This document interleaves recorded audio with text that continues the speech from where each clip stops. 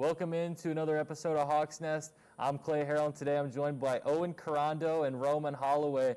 And today we have some more news in SEMO sports. The soccer and volleyball schedules both announced. The football game is tonight, SEMO SIU. So let's go ahead and first jump into the schedules being announced for volleyball and soccer. Volleyball starts February 7th and February 8th. They get SIUE in Eastern Illinois, both at home on those 2 days. And volleyball, they won the OVC tournament, but I think they finished second in the OVC regular season, second or third. Jacksonville State won the regular season. Owen, does volleyball right the ship this year and win the OVC regular season?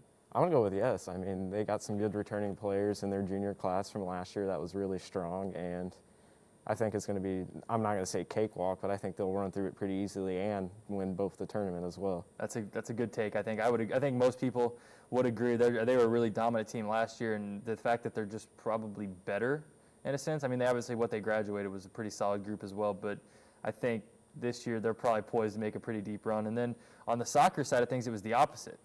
They had won the OVC regular season, then got bounced in the first round by SIUE. I think you see them probably, I don't know, because they lost some pretty big pieces, but I still think they're going to be competitive in the OVC. They always are. Coach Nelson does a really good job with her teams. So I'm going to think I'll take soccer to get it done this year. I think they lost the OVC tournament in the first round on their home field, so I think that's motivation enough. Yeah, I'd agree with that. To bounce back and get it done again. Maybe if they don't win the regular season, somewhere else win the tournament. But I guess we'll see. That's in February, March. But the more immediate topic, we have one sporting event to look forward to until basketball season, which hopefully is like within the next month. But the war for the wheel tonight. SIU is opening at 10.5-point favorites, which is just blasphemous to me. Roman, you're shaking your head. Give me your thoughts. It's offensive. It's despicable. I mean, honestly, it's absurd. We won last year. I feel like SEMO's going to win this game. I know we have one game to look forward to in the fall. This is it. All on this game. Let's get it done. All right. Owen, what do you got? You think it's like we talked about ugly game versus clean game. Do we see one aspect more focused on to maybe keep it a relatively nice-looking game?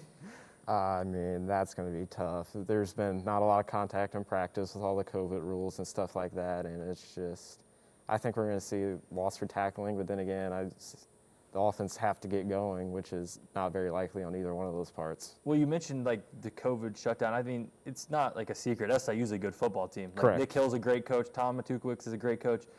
But SIU's team, I mean, I don't think they've been shut down as much as SEMO has due to COVID. Now, I don't know that for sure, but I know SEMO's had multiple points where they've had to shut down practices. So maybe you just see SIU's maybe sharper tonight. Do you think that's a possibility? I think that's definitely a possibility, especially when you look at that.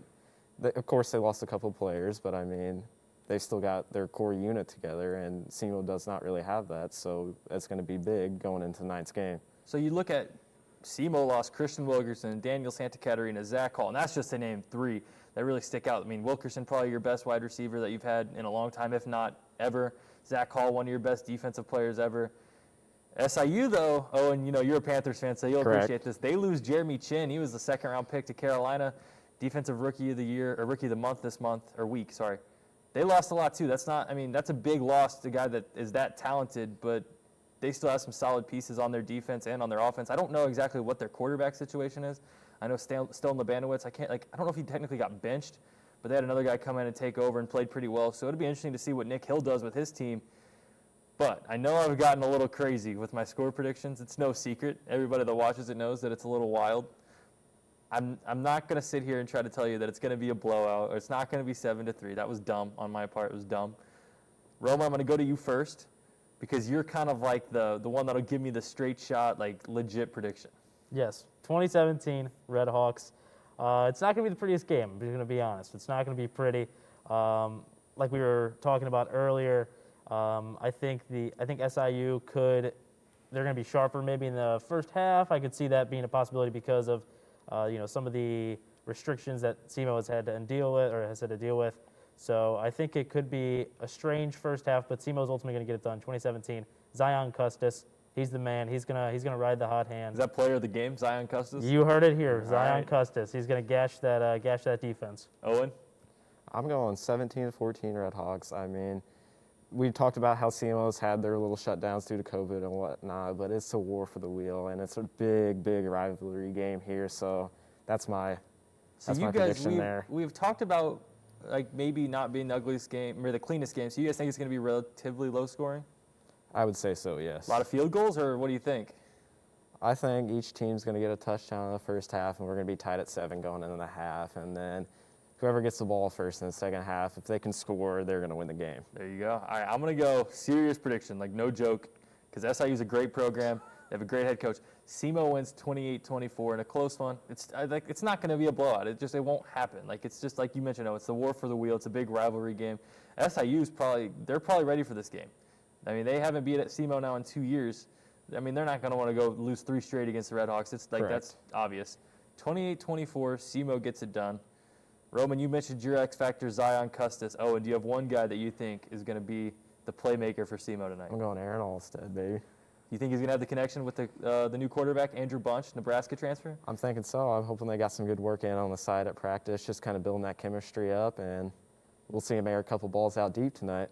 I mean, if they are a couple out deep, I think Aaron Alston, he got to play, I guess, second fiddle. Would that be the right thing to Christian Wilkerson, would you I'd say? say so. Number So 2 receiver. he learned from a really good receiver, learned what he did to make him so effective, and I think you probably do see him use some of those traits to get open tonight, and not only tonight, but hopefully in the spring. But we have Correct. one game. So, I mean, this is really Important game. This is the one important game of the year. Yeah, I mean, that's going to do it for this episode of Hawks Nest. Tonight's the war for the wheel. I mean, we're excited. Hopefully everybody else excited. So make sure you tune in next week when we just dive even deeper into the soccer, volleyball schedules. Hopefully we get some basketball schedules soon. But that'll do it for this episode of Hawks Nest. Have a great day.